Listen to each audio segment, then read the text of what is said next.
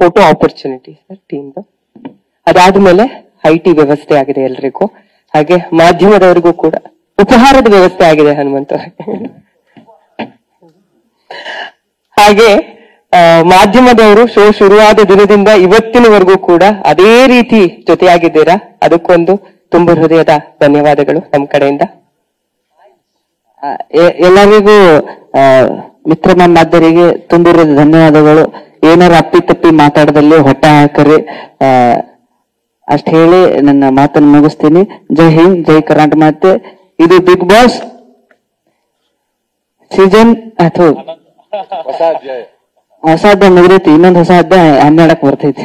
Thank you, ಧನ್ಯವಾದ. And ಇನ್ನೊಂದು ವಿಷಯ ಹೇಳ್ಬೇಕು, ನಾನು ಒಳಗಿದ್ದಾಗ ನನಗೆ ಹಲವಾರು ವಿಷಯಗಳು ಗೊತ್ತಿರ್ಲಿಲ್ಲ, ಅದೇನೋ ನಂದೇನೋ ಸ್ಪ್ರೆಡ್ ಆಗಿತ್ತು ಅದು ಇದು ಅಂತ. ದಯವಿಟ್ಟುನು ಗೊತ್ತಿಲ್ದಿರೋ ವಿಷಯ ಅಕಸ್ಮಾತ್ ಏನಾದ್ರು ಇದ್ರೆ ಡೈರೆಕ್ಟ್ ಆಗಿ ನನ್ನ ಹತ್ರನೇ ಬರ್ರಿ, ನಾನೇ ಮಾತಾಡ್ತೀನಿ. ಯಾಕಂದ್ರೆ ಗೊತ್ತಿಲ್ಲದೆ ಅದಕ್ಕೆ ಹೇಳ್ತಾರೆ, ಅದಲ್ಲ ಅದನ್ನೇ ನಾನು ಹೇಳ್ಬಿಡ್ತೀನಿ.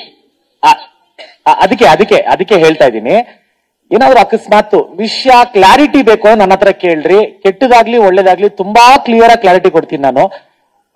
ಅದನ್ನೇ ಹೇಳ್ತಾ ಇದೀನಲ್ಲ, ನನಗೆ 108 ಎಕ್ಸಾವ್ರೆ ಯಾರು ಅಂತ ಗೊತ್ತಾಗಿಲ್ಲ, ಅದನ್ನೇ ಹೇಳ್ತಾ ಇದೀನಲ್ಲ ನಾನು.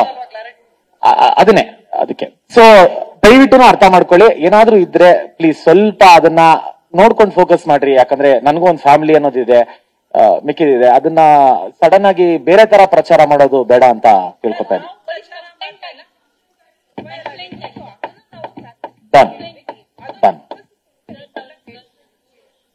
ಹೌದಾ? ಆಚೆ ನಾನೇ ತೋರಿಸ್ತೀನಿ ಬಂದ್ರೆ. ಅದಕ್ಕೆ ಥ್ಯಾಂಕ್ ಯು.